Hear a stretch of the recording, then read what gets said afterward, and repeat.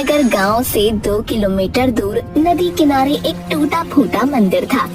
कहते हैं कि कभी चंदन नगर गांव उस नदी के किनारे बसा था, लेकिन बार बार बाढ़ आने के चलते और नदी की दिशा बदलने की वजह से 200 साल पहले चंदन नगर वर्तमान जगह पर बस गया। वो पुराना मंदिर आज भी नदी किनारे ही विराजमान है। इस मंदिर को गांव वाले भूतिया मंदिर भी कहते हैं। एक दिन बहुत तेज बारिश हो रही थी और बिजली भी चमक रही थी। गांव का भुवन काम से लौट रहा था। उसके कुछ ही दूरी पर गांव का नाई कनुआ कहीं से वापस लौट रहा था। अचानक से बिजली चमकी और मंदिर का घंटा बजने की आवाज आई। हे भगवान, आज क्या अनर्थ होगा पता नहीं, सब सुख रखना। तभी घंटे की आवाज और तेज होती गई और उसके सामने से कनुआ नाई उड़ता हुआ मंदिर की तरफ से गायब हो गया। नहीं, ऐसा नहीं हो सकता। कनुआ चाचा। थोड़ी देर में बारिश रुक गई और भुवन भागता हुआ कनुआ के घर जा पहुंचा। चाची, वो मंदिर। बताओ रे भुवन को क्या हुआ? इतना घबराए हुए क्यों हो? सब मंगल तो है ना? नहीं चाची, कनुआ चाचा मंदिर के घंटे की आवाज में गायब हो गए। नहीं, ऐसा नहीं हो सकता। कह दो कि झूठ है। मेरी आंखों के सामने चाचा मंदिर की तरफ उड़ते हुए चले गए। मुझे माफ कर दो चाची, मैं कुछ नहीं कर सका।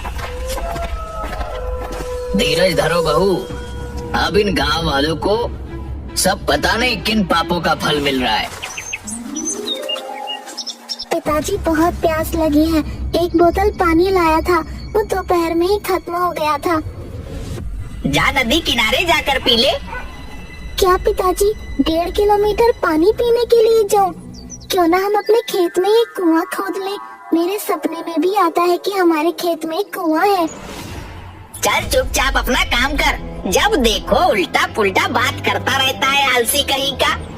1.5 किलोमीटर चलने के चलते इनको खेत में ही कुआं चाहिए। अरे सपना में कुआं दिखता है। कल आलू भी निकल रहा है, माँ भी आएगी, 2 बोतल पानी भर लेना। माँ देखो ना, बोतल से पानी खेत में गिर गया।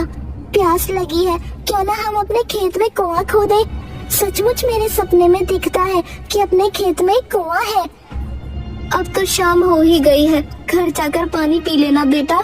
माँ, मैं थोड़ा चेतन के पास जाऊंगा, तुम लोग घर चले जाना। मैं उससे मिलकर रात में घर लौटूंगा। रतन और सुनीता घर चले जाते हैं।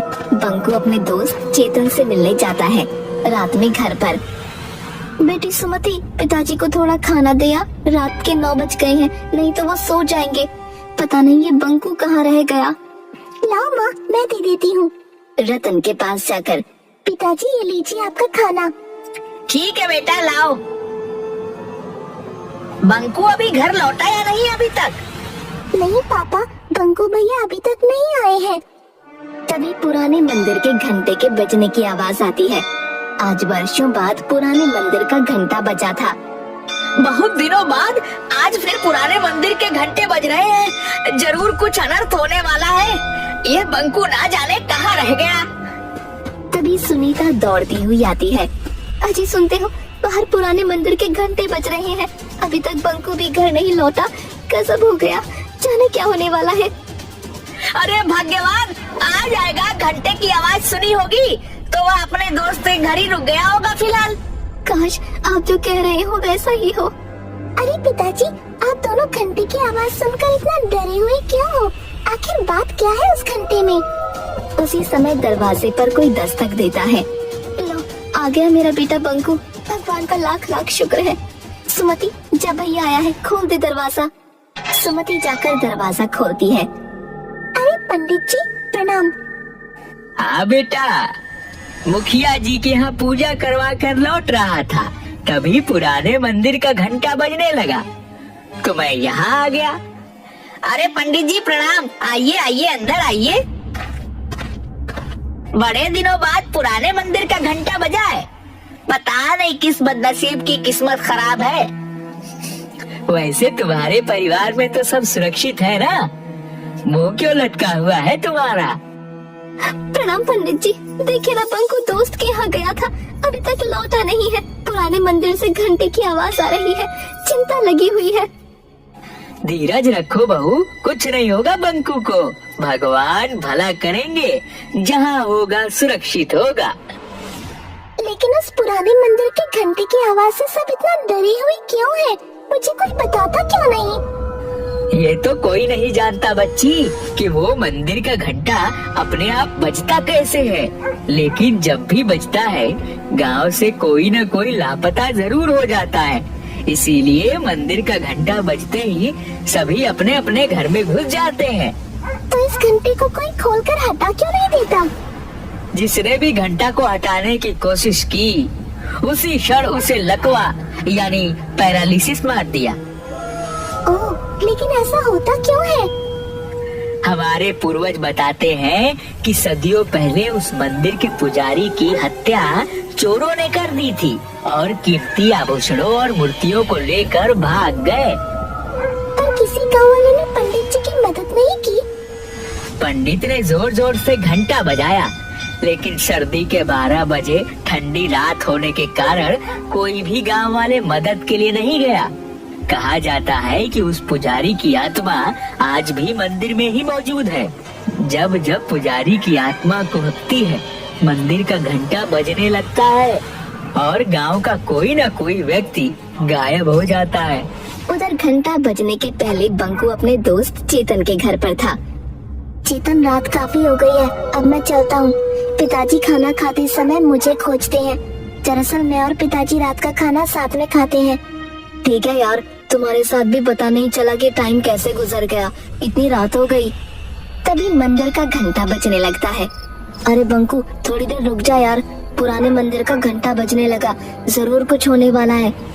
नहीं यार, पहले काफी लेट हो चुका है, पिताजी मेरे बिना खाए सो जाएंगे। और वैसे भी मैं इस अंधविश्वास को नहीं मानता। ठीक है, चलता हूँ, 10 मिनट में घर पहुँच जाऊंगा।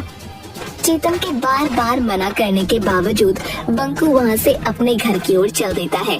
जैसे जैसे वह चलता जाता, उसके कानों में पुराने मंदिर के घंटे की आवाज तेज होती जाती। घंटे की आवाज अब उसके कानों में इतनी तेज हो गई कि वो दोनों हाथों से कानों को ढक लेता है। फिर भी घंटे की आवाज उसके कानों में नश्तर की तरह चुभ रही थी। इस दौरान कब उसका पैर मंदिर की ओर चल पड़ा, उसे पता भी नहीं चला।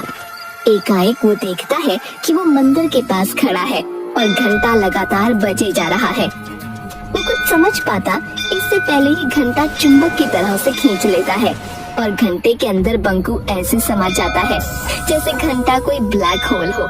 इसके साथ ही घंटे की आवाज आनी बंद हो जाती है। इधर रतन के घर। चलो, घंटे की आवाज तो बंद हुई, भगवान करे कहीं कोई हादसा ना हुआ हो। ठीक है रतन, अब मैं चलता हूँ। बंकू भी तुम्हारा 10-15 मिनट में आ ही जाएगा। ठीक है पंडित जी, प्रणाम। सुनो जी, टॉर्च लेकर चेतन के यहाँ जाकर देखा, घंटे की आवाज तो बंद हुई आधा घंटा हो गया, बंकू अभी तक घर नहीं लौटा। तुम ठीक कह रही हो सुनीता, मैं अभी जाकर चेतन के घर बंकू को देख कर आता हूँ। सुमति, जरा टॉर्च तो लाना। रतन पूरा रास्ता टॉर्च से बंकू को खोजते हुए चेतन के घर पहुंचा। वो दरवाजा खटखटाता है। अरे अंकल, आप, बंकू तो यहाँ से आधा घंटा पहले ही चला गया, जब घंटा बज रहा था। अभी तक घर नहीं पहुंचा क्या? नहीं बेटा, अभी तक तो बंकू घर नहीं पहुंचा, लेकिन जब पुराने मंदिर का घंटा बज रहा था तब उसे जाने क्यों दिए? अंकल, मैं बार बार उसे मना कर रहा था कि अभी मत जा, लेकिन वो बोला कि मैं अंधविश्वास में नहीं मानता। मेरे पिताजी मेरे बगैर खाना नहीं खाते और वो उसी समय चला गया। चेतन और रतन दोनों मिलकर बंकू को बहुत ढूंढते हैं, लेकिन बंकू कहीं नहीं मिलता। रतन के घर पर हाहाकार मच जाता है। जैसे तैसे रात गुजरती है। सुबह होते ही रतन के घर पर लोगों की भीड़ उमड़ पड़ती है। रतन भाई, मुझे अभी अभी पता चला कि घंटे की आवाज जो रात में हुई थी उसके बाद से तुम्हारा बंकू गायब है।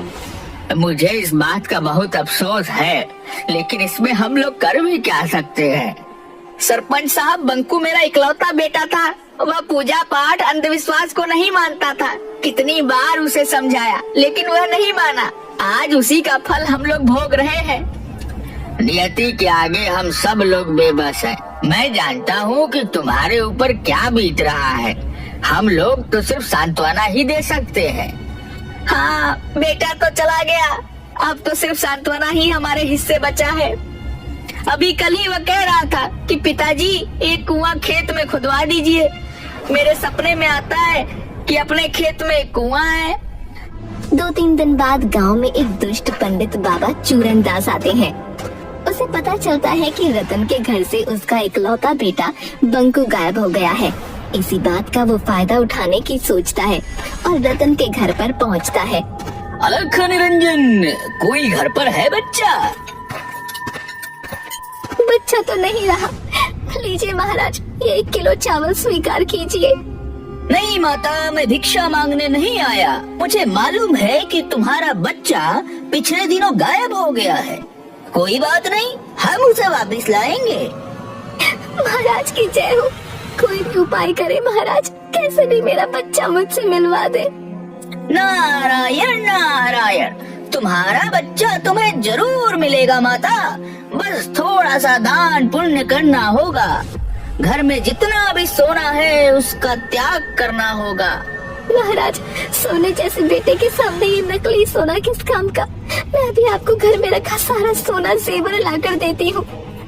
सुनीता घर में रखा सारा सोने का गहना लाकर बाबा चूरन दास को दे देती है। ये लो बाबा, मेरे यहाँ जितने भी सोने के गहने थे वो सब मैं ले आई। रुको, ये कान में मेरी बाली भी ले लो। मुझे मेरे बेटे से मिलवा दो बाबा। अलख निरंजन, अब चलो, हमें पुरानी मंदिर चलना होगा। वहीं तुम्हारा बेटा तुमसे मिलेगा। बाबा चूरन दास सुनीता के परिवार को पुराने मंदिर की ओर ले चल पड़ते हैं। जल्दी ये बात पूरे गांव में फैल जाती है। बाबा चूरन दास बंकू को वापस लाएंगे। जिनके बच्चे या परिवार का कोई सदस्य अभी तक गायब हुए थे, सब अपने अपने घर के गहने लाकर बाबा चूरन दास के पास पहुंच जाते हैं। बाबा, ये लो मेरे घर के सारे गहने, हमारे बच्चे को वापस ले आओ। बाबा, मेरा भी चाचा को वापस ला दो। ये लो गहने, मेरे पिताजी को वापस ले आओ। ये लो गहने। जल्द ही बाबा के पास सोने के आभूषणों का अंबार लग जाता है। आप लोग शांति बनाए रखें, सभी को उसके परिजन मिल जाएंगे। अभी हम एक हवन करेंगे।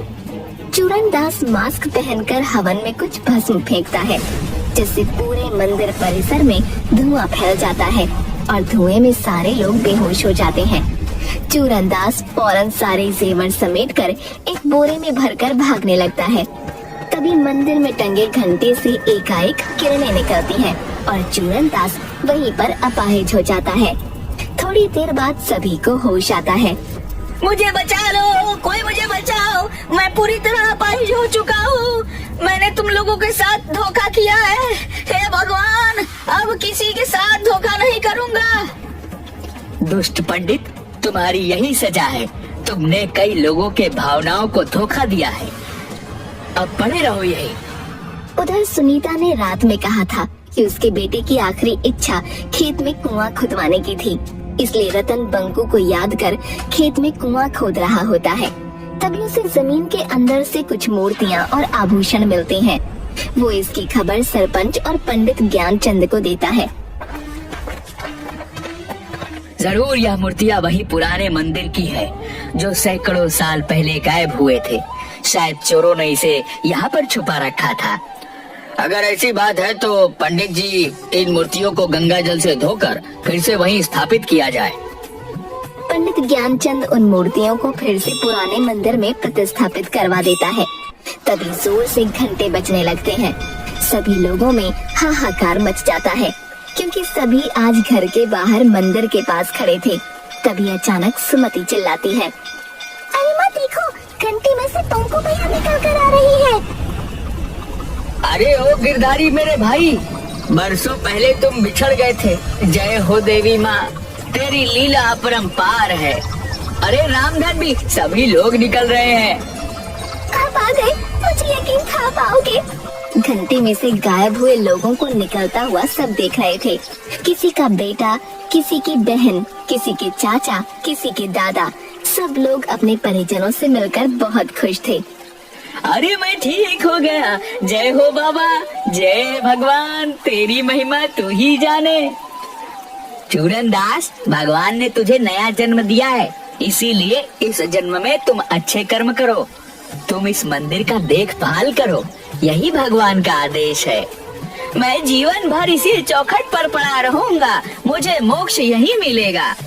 शायद आज इस मंदिर के पुजारी की आत्मा को शांति मिला होगा। मंदिर में भगवान फिर से स्थापित हो चुके हैं। इस घटना को आज कई साल बीत गए, लेकिन फिर कभी मंदिर का घंटा नहीं बजा।